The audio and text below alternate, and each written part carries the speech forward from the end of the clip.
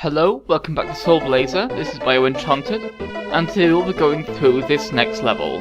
Well, the next set of levels within the dungeon rather, because now we are in these areas which are sort of miniature versions of a nearby town, or just a model town. I don't know if it's really meant to be based on a particular town. Maybe one that used to be around where Leo's house was before the house was destroyed, that kind of thing. But it's an interesting set piece, with all these little toy soldiers and everything that were attacking us, on like rocking horses and stuff. It's a really cute thing. I also like the really bizarre water texture as well. It looks almost like crepe paper because of the way it's all like angular and things. It's like we just folded paper up there and used it to make a kind of representative of water. And it's only because this town's now inhabited by weird monsters and soldiers and stuff that are bringing everything to life, that it's now brought the water to life as well.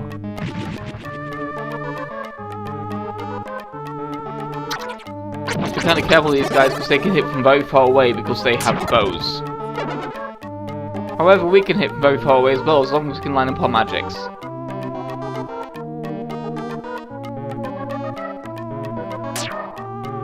Not like that, so that's exactly wrong. That's how you line up your magics. I'm just going to get behind him so I'm not wasting all my magic killing these guys.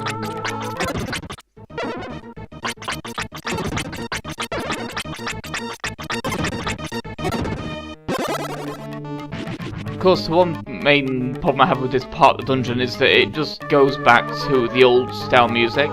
Which is a shame because Leo's lab otherwise has a really kind of strong aesthetic on its own with its own music and everything like that.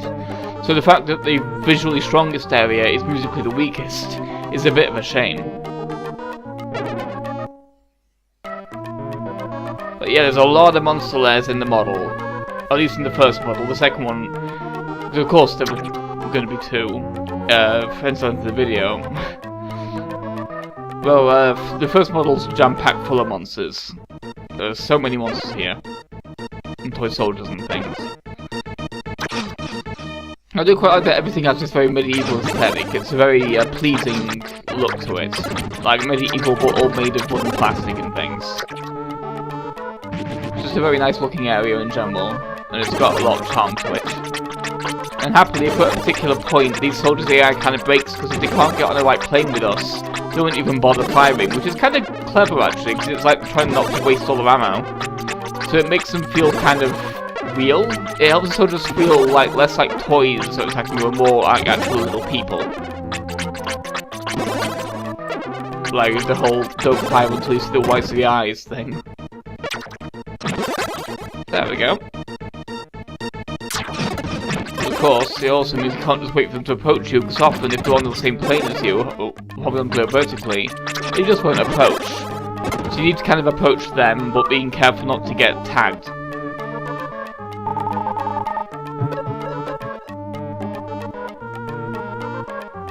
I do like the look of these areas though. They're very busy and very cramped, but in a way that feels very kind of... Well, of course, yeah, because it's an entire village in miniature. There's going to be a lot of roads and things, a lot of paths and hedges and stuff like that.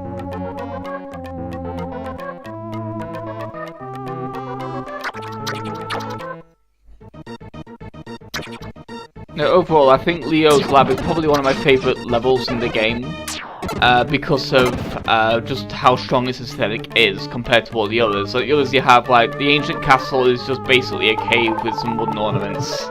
The jungle's nice, the jungle and foresty, swampy area, but it's very kind of generically swampy, so it's kind of like been there, done that, in a lot of ways, although the rafts are an interesting touch. The islands are very cool because of how unique each of them is, but this one has its own thing going on that's completely unlike anything else you've really seen. Well, that's a bit strong, but it's very unique in its own way, even though the similar kind of model town aesthetic has, I believe, been done before and since. But it's still a very nice looking kind of area, and it gives a very strong contrast to the mechanical realism of the evil machine in the basement. Here is just all childish whimsy and things all turned to evil. It's a very strong contrast between the two.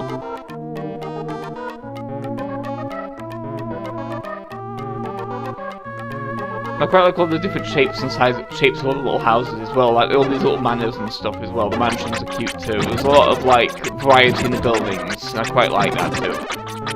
There's a lot of sprite work going on here in the backgrounds. It's very strong.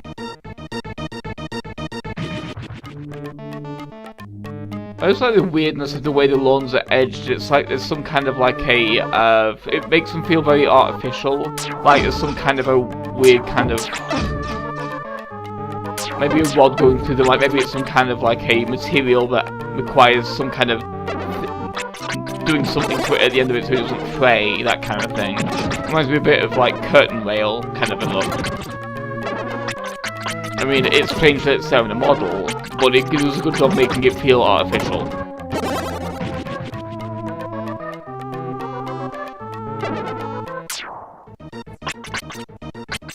And yeah, here's the introduction of invisible enemies in this area. Of course this area has them too, but they won't be a problem for very long. But they were really annoying when they were a problem because we just can't see them. But I do like the way they look when we do see them, because they're really cool visually, because they fit with the aesthetic, what you'll see when we finish with this. So we're actually going to take a bit of a detour now that we've unlocked this.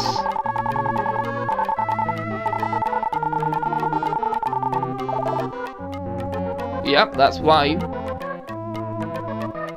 We'll go chat with that door next. Let's walk right into that machine's face and just move on, shall we? Now that we've unlocked this shortcut as well. So let's move on, shall we? Let's see what we've unlocked so far. Talk to all the things we've restored and see where things go. Yeah, that's fairly straightforward. There are some enemies in the towns that are just like on ledges that you can't get to. But that's very basic gameplay advice anyway. We've been doing that all this time. Here's the door in question. Sky door.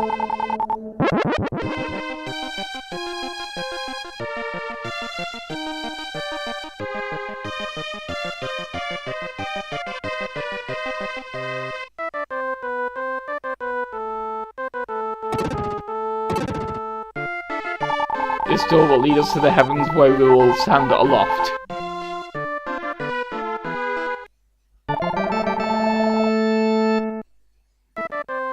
I'll be able to figure out that pun.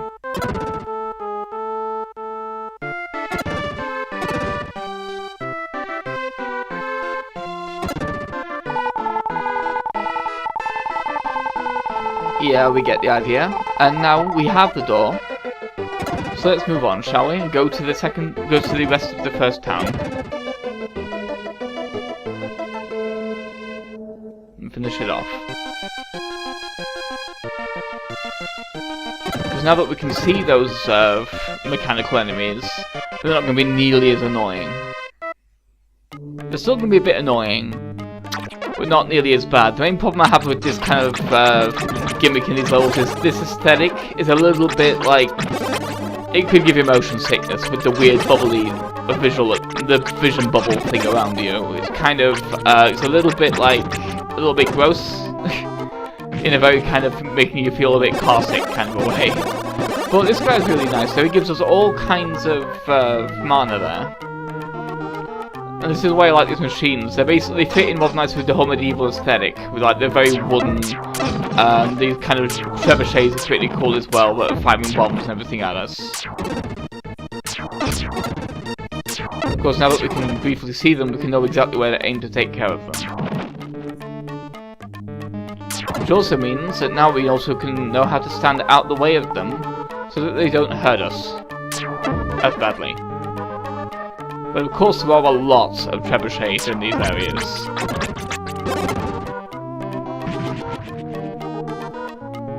It also turns houses into chests. That's a nice button. I like that button.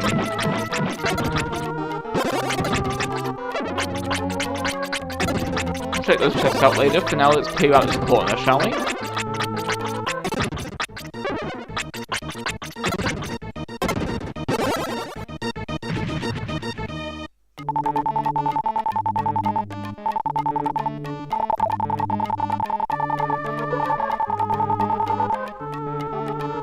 nice experience statue. Let's see what is in these, shall we, first? A lot of magic. And a very good, well-timed medical herb as well. You see, I did off-screen, as you saw on the beginning of the video, I did off-screen go and grab a medical herb, just to make sure this wouldn't give me too many problems. But it's still nice to have the extras and to have the free heals. And yeah, if I'd timed that right, I could have hit them both very easily with that magic, but yeah, I screwed that up. That was my bad. I was just trying to get out the line of fire there. A lot of bombs. Let's take care of them.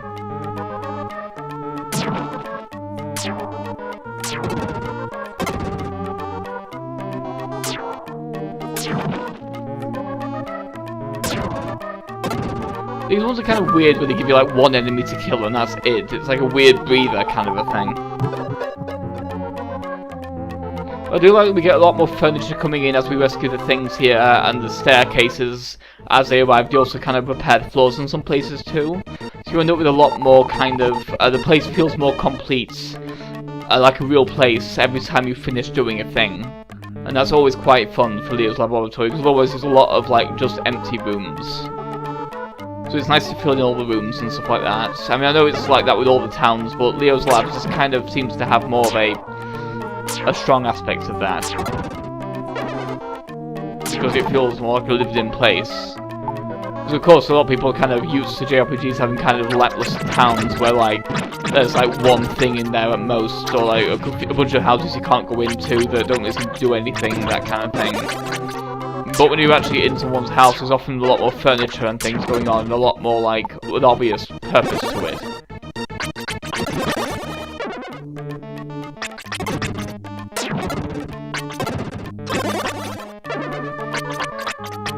Whereas, like, if a village hasn't got much in it, you just assume that's just the game being a game, because of course a village of 10,000 people wouldn't show the entirety of those 10,000 houses. But when you go into each individual house, there's often a lot of detail there, so the fact that all that detail is missing in this game, in this particular location, is quite jarring. And so every time we release something like this, it helps with that a lot. And now we've unlocked the second model! And we're finished with this one, so let's move on there, shall we? I have to get to this maze of houses. Seriously, who would even live in the middle ones there? That's just impossible to get to. Unless there's like channels between them. Let's just check out these staircases, shall we though? Ah. That's a shame.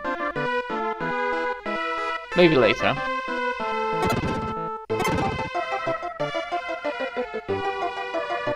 We'll also see what this mouse wants. Aw, he's a devout mouse. We'll see exactly what that does in a few minutes. For now, it's not really doing much, because we're already purified. I think you can probably guess what it does, but I'll still show it off when I actually need it. Because it's a neat kind of gimmick, this particular location. It's also an interesting characterization, because it seems Dr. Leo, while being a man of science, is also a religious person. And that thing just went a bit out of reach, which is annoying, but fine. One thing I like with these model horses guys, the lancers, is that you can actually hit them from this far away, simply because their hitbox extends to their spear. So we're not hitting the horse at all, we're just hitting his spear and killing him. I believe that's what's going on anyway. So it looks like miles away from the actual horse. Yeah, that's me pressing the wrong buttons trying to do the draw the magic in that particular move there. I just keep pressing the wrong pairs of buttons. Because I'm not very good at this game, especially on emulator. I say especially like I have a SNES, I don't, but yeah. I've only ever played this game on emulator, I'm just bad at doing that apparently. Quite these little garden areas, so it's a pretty nice little place.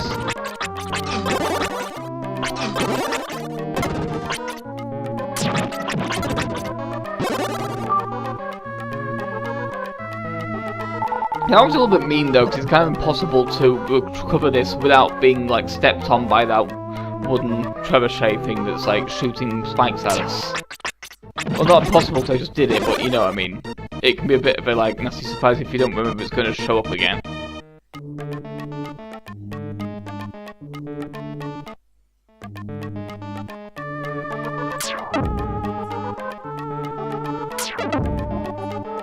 Yeah, seriously, some of these housing complexes, I can only assume there were generals we're just not seeing between them, that are just too small to be perceived. Here I'm being a bit cheeky. They're getting stuck in a big old stack. So why waste the magic?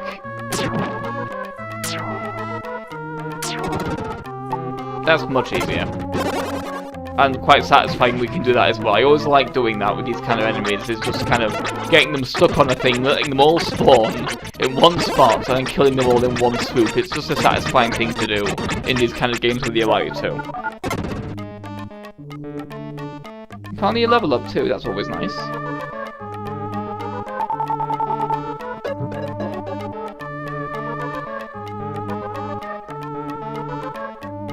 I like the cloud fresco in Leo's office as well, that's a neat thing as well. It's very kind of homely.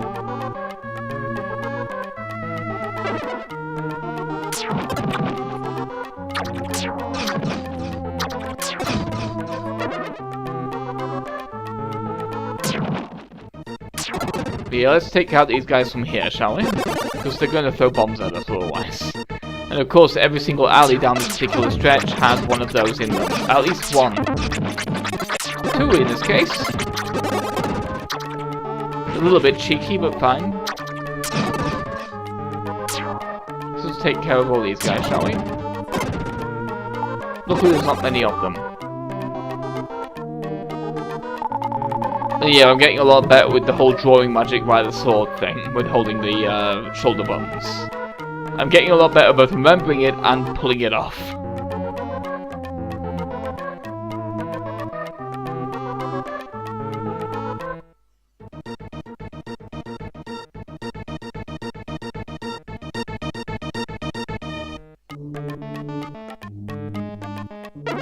Also, the town itself is a neat bit of characterization for Leo.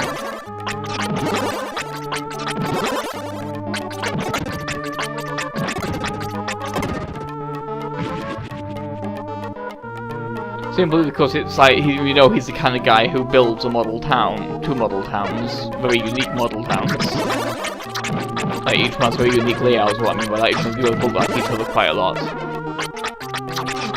He's obviously put a lot of care into them.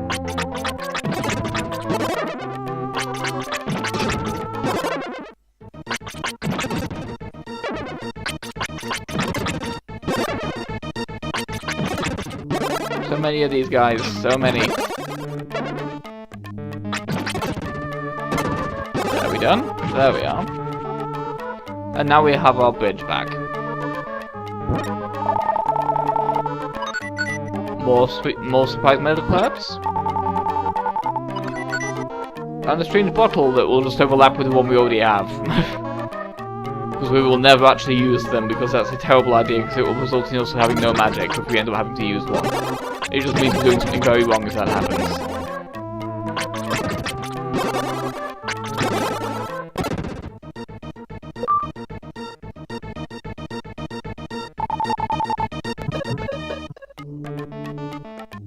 This room's starting to get quite populous, which is nice. There's only a couple layers left, so let's take care of that, shall we? After navigating through this set of cul-de-sacs, and this farmland as well.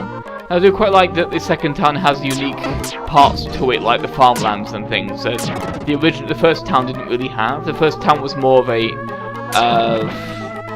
kind of cityscape, sort of, but kind of a medieval one. This one's more of a rural, or like rural/suburban kind of an area. They both have a very suburban feel, but the fact that the other one had no farmland whatsoever made it feel a lot more kind of urban. While this feels much more rural. So it does, again, there's a good strong contrast within itself there as well.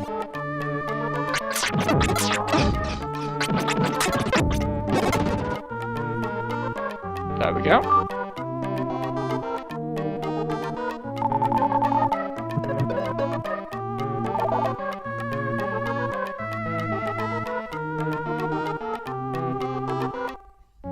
Let's just finish with these, shall we now? There we are. Shortcut back. And now we're done with the models of town. Nearly done with Leo's lab.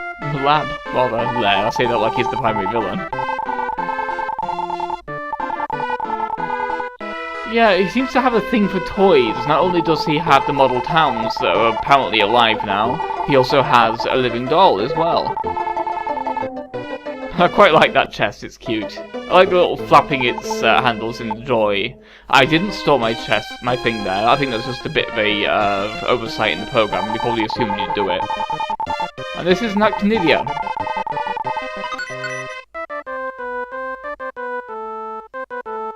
At least in game, I'm not sure if it's the actual scientific name of catnip, but this is basically how it behaves. It's what we use it for. Let's see what we actually would use this for, shall we?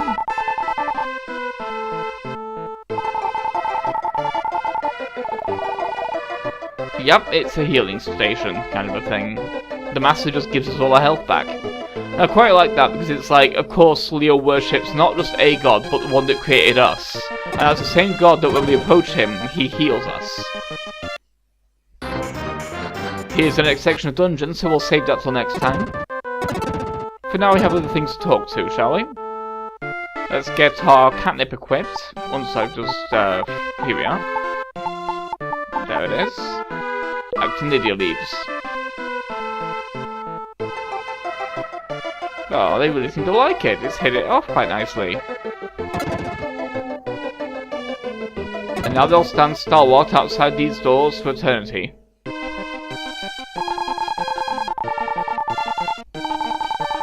Yay!